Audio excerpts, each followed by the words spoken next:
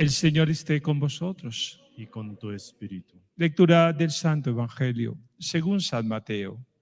Gloria a ti, Señor.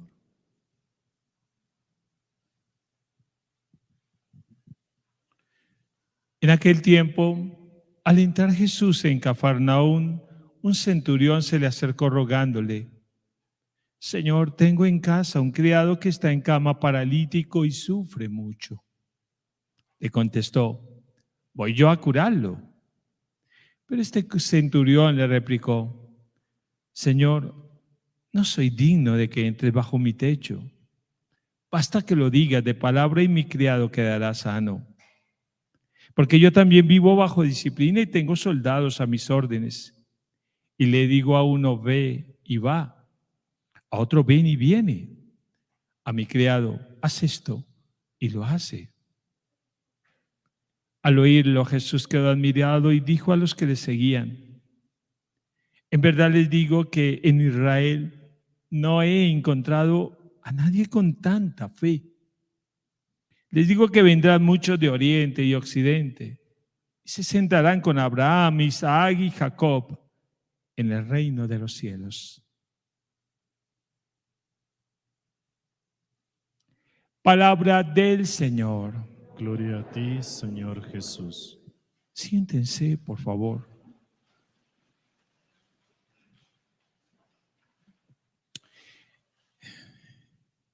El Adviento es un tiempo preciosísimo para encontrarnos en ese reencuentro con el Señor en la intimidad, en lo más profundo de nuestro ser. Siempre recomiendo a algunos hermanos sacerdotes que hacen algunas reflexiones que me edifican a mí como sacerdote y que seguro que ustedes también lo harán. Y hoy quiero recomendarles a mi hermano sacerdote, el padre Fidel Oñoro. Búsquenlo en las redes, la reflexión del día de hoy, porque hace un extraordinario paralelo entre la primera lectura y el Evangelio.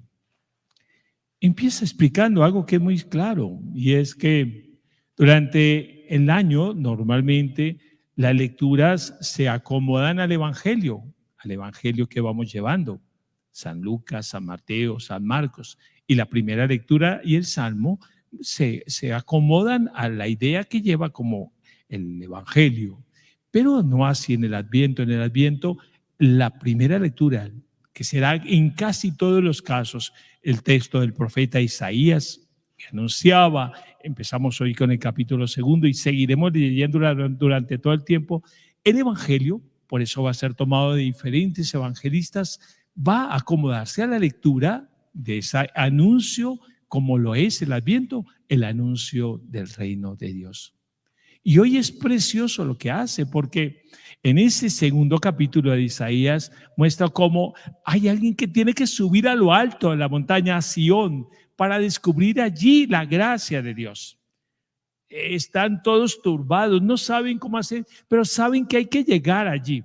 Y luego cuando se encuentran en la gloria de Dios, tienen que regresar, y por eso vemos la transformación de aquello que eran espadas, se convierten en arados, inclusive todo lo que anuncia que el cabrito se va a unir al león y todos va a venir la paz.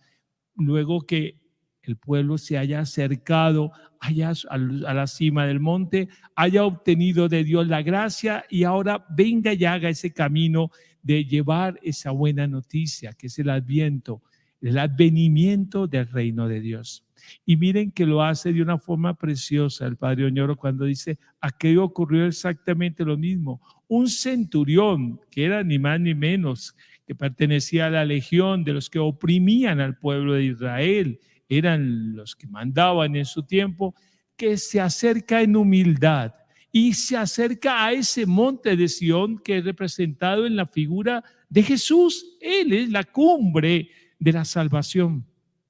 Y se acerca y no le interesa la condición de él como capitán, como centurión. Centurión era el comandante de una gran cantidad de soldados. No le interesa, él está conmocionado por el dolor de uno de sus servidores.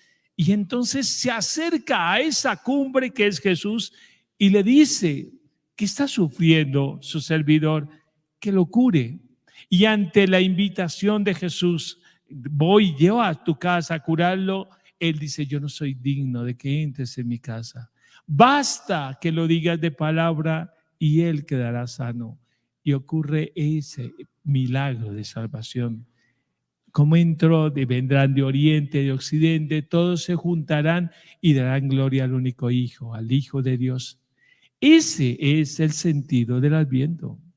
Durante todo este tiempo vamos a buscar cómo acercarnos al Señor. ¿Cómo vamos a estar atentos a que las acechanzas del enemigo no logren derrotar en nosotros el empeño de encontrarnos con Dios? Todo empezaría seguramente para muchos con una santa confesión, hacer un examen de conciencia profundo de sus propias vidas, pedirle a Dios perdón por sus pecados y empezar este camino de encuentro con el Señor que nos llevará al nacimiento de Jesús, para que cuando lleguemos ante Él le presentemos no lo que muchos piden, ¿qué me trae el niño Dios?, sino ¿qué te llevo a ti, Jesús, de ofrenda? Me he encontrado contigo, pero lo vamos a hacer este año de una forma distinta. Lo vamos a hacer aprendiendo cada día un poco más en ese camino de crecimiento espiritual.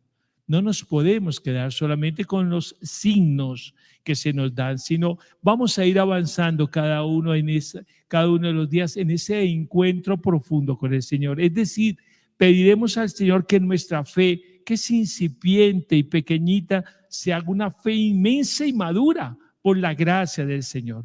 Y solamente será posible si tu corazón está dispuesto a hacerlo. A alguien que se acercaba hoy a pedir algún tipo de asesoría le decía que uno puede empezar tratando de pedirle a Dios que le quite todos los inconvenientes que se le presentan en la vida para su aparente gozo y salir adelante, salir de sus dificultades, las enfermedades, los tropiezos económicos, que las personas que les hacen daño, todo lo que está rodeándolo. Y eso podría ser alguien que intente salir de los problemas de esa forma. Pero yo le decía, así nunca vas a salir del problema. No se trata de eso. Se trata de que primero purifiques tu alma. Es que si tú entras en contacto y le abres el corazón al Señor, y de eso se trata el Adviento, de encontrarme con el Señor cara a cara, de buscarle a través de su palabra, de ver que todo aquello que había sido anunciado en el Antiguo Testamento, todo lo que anunciaron los profetas, los reyes, llega a su cumplimiento y plenitud en la persona del Hijo de Dios, que se rebajó humildemente, se hizo como tú y como yo, que recibió todo de Dios, pero que también nos dio de Dios toda su gracia hasta su vida, para que tú y yo, purificando tu corazón internamente, sí puedas pedirle al Señor, que es todopoderoso, haga realidad en ti aquello que Él soñó, para hacer realidad esa obra redentora, no solamente con tu vida, sino con la vida de los que te rodean. De eso se trata. Por eso les pido con el corazón, si muchos de ustedes hoy se acercan, como lo solemos hacer, para pedirle al Señor una gracia por el alma de un ser querido, por la salud de algún hermano que está pasándola mal, por un trabajo, por una vivienda digna, primero empieza por sanar tu corazón. Ese es el orden preciso de las cosas. A bajarnos en humildad, como este centurión. ¿Acaso Jesús, el Hijo de Dios, no se hizo hombre en un pesebre y no entregó toda su vida por aquellos que eran desechados de la sociedad del mundo? ¿Acaso no viene a ti con el corazón abierto y lleno de misericordia para decirte, yo tampoco te condeno, vete, no peques más, pero pide de ti, abierto el corazón a la misericordia y al amor? ¿Acaso no puedes recibir de Él la infinidad de dones que quiere? La fortaleza para afrontar este momento difícil de tu vida, la sabiduría y la entereza para poder aconsejar y discernir lo que el Señor quiere realizar contigo. Pues claro que ahí empieza todo. El problema no está en lo que te rodea, entiéndelo. El problema está acá adentro, en tu corazón, en tu alma, en lo que hay dentro de ti, en lo que quita la paz interior. Y Él, el príncipe de la paz, quiere restaurarlo todo. Qué bonito que pudiéramos terminar con lo que unos versículos más adelante aparecen nombrados, cuando Jesús le dice a este centurión: vuelve a casa y que se cumpla lo que tú has creído. Perdóneme, yo quiero decir algo que tiene que salir de mi corazón también.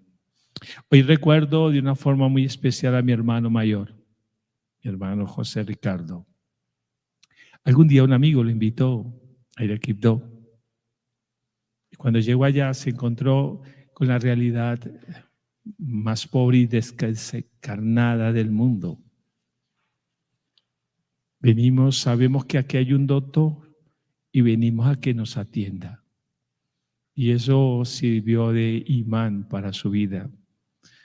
Más de 22,000 consultas gratuitas, enamorado de su gente, con altura y dignidad, trabajando en la dignidad de esas mujeres de Quibdó, en esas muchachas, en esos niños, cuidando, sanando, trayendo aquí a Bogotá, llevando a los Estados Unidos a hacer cirugías para arreglarle las piernitas a un pequeñito, levantando la cabeza de la dignidad. Su orgullo más grande era sus gente de Quibdó. Se enamoró, creó esa fundación Ecovio, poco más o menos traduce amigo en tiempos de infortunio. Uno necesita muchas veces, sin dudar de que también pudo haber cometido errores como todos nosotros en nuestra vida. La obra de sus manos trasciende porque tenía a Dios en su corazón. Él mismo muchas veces me decía: oye, tienes que ir a hablar con ese padrecito de allá. Cuando el padrecito en medio de la misa se ponía a responder el celular o a mirar cosas, y él se terminaba la misa y se iba, y tenía inconvenientes, y sabía defender con dignidad nuestra fe también, la tenía bien metida en su corazón, y él no lo hizo solo, con ese equipo de médicos, de amigos, que se conquistaba y les vendía la idea. Es que tenía que ser así, un trabajo de equipo, como tiene que ser la evangelización, y llevar a Cristo al corazón. A veces necesitamos de esos testigos de ese amor de Dios en nuestra vida y encarnados para poder decirle a Dios: es posible hoy. Sí, en esta realidad del mundo que pareciera a veces tan inhumano, tan indiferente, el dolor del otro a aquello que tú estás viviendo. Necesitamos de testigos en la fe, y yo hoy lo recuerdo con mucho cariño, lo he tenido muy metido en mi corazón, mi familia, mi padre, mis hermanos, los amigos que hoy nos acompañan aquí en este templo, y solo le pido a Dios que lo tenga en el cielo, y que ese testimonio que Él dio de haber encarnado también, ese Dios que era compasivo y es compasivo y misericordioso, también haga realidad en ti y en mí esa misma tarea. ¿De qué nos sirve el ver esos ejemplos de vida? Jóvenes, niños, adultos, profesionales que son enamorados de Cristo, que quieren darle todo el amor de Cristo, que podían simplemente pasarla muy bien con sus títulos, con su sabiduría, cobrando sus honorarios por su trabajo. ¿De qué nos sirve tener esos si ellos no impactan y no tocan el corazón y no llevan a Cristo al corazón de los demás? Que el Señor lo tenga a Él en la gloria, y que nosotros, que somos los que seguimos peregrinando aquí en la tierra, nos ayude el Señor a caminar en Él y a vivir en Él. Está en el cielo, hermanito.